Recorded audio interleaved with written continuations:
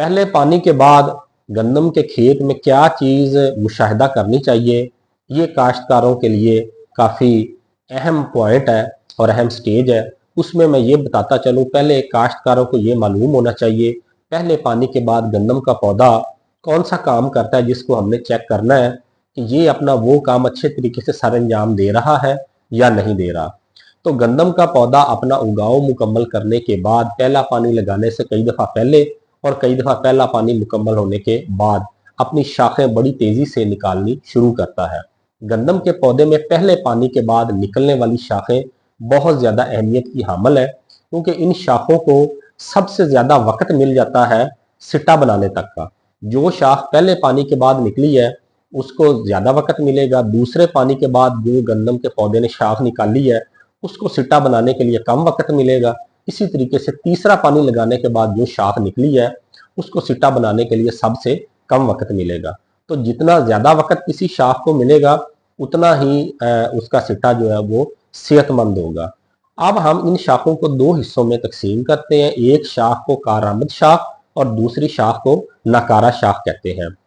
काश्तकारों को ये समझने की ज़रूरत है कि हमें एक बीज से या एक दाने से कितनी कारआमद शाखों की ज़रूरत होती है। एक दाने से अगर दो कारआमद शाखें बनाने में कामयाब हो जाते हैं और इसकी ऑब्जर्वेशन पहले पानी के बाद वो कर लेते हैं, समझ लेते हैं कि हमारा गंदम का खेत इस वक्त कारआमद शाखें बनाने में मसरूफ़ है या नकारा शाखें जो है उनको बनाने के अंदर लगा हुआ है,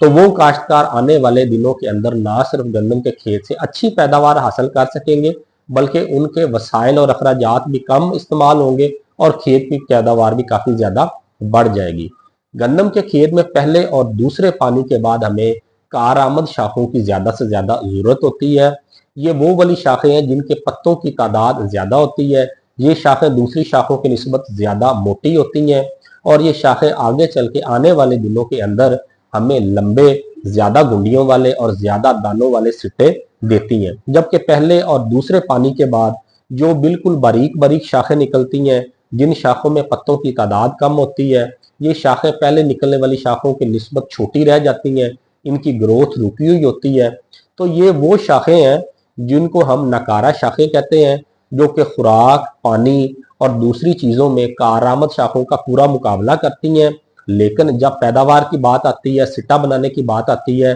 तो ये शाखें ना सिर्फ छोटे सिट्टे बनाती हैं बल्कि कई शाखें तो सिट्टे बनाती ही नहीं है। और अगर इन शाखों के सिट्टों में से दाने निकाल कर गिनने की कोशिश की जाए तो एक दो दाने ही इन शाखों में से निकलते हैं। बुनियादी तौर पर गंदम के पौधे में हमारे काश्तकारों का रुझान ज़्यादा से ज़्यादा शाखें बनाने के ऊपर रहता है कि पहले, दूसरे और तीसरे पानी के ऊपर गंदम के पौधे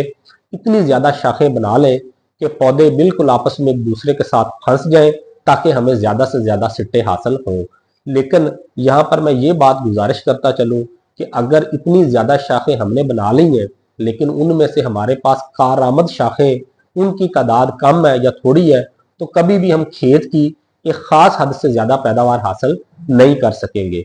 तो कारआमद शाखों की तादाद बढ़ाने के लिए पहले, दूसरे और तीसरे पानी तक औसले 200 ml के 1 एकड़ के ऊपर 2 स्प्रे करने चाहिए। जैसे ही काश्तकार पहले, दूसरे और तीसरे पानी पे 1 एकड़ के ऊपर औसले 200 ml के 2 स्प्रे मुकम्मल करेगा तो जितनी भी शाखें एक बीज से निकली हैं, पौधा ये खुद डिसाइड करेगा गंदम का कि मैंने इनमें से कितनी शाखें जो है उनको कारआमद शाखों के अंदर कन्वर्ट करना है। और इन शाखों की मोटाई भी ऑटोमेटिकली आप कुछ दिन बाद देखेंगे कि बढ़ जाएगी, शाखें मोटी हो जाएंगी, इनके पत्तों की तादाद जो है वो भी बढ़ना शुरू हो जाएगी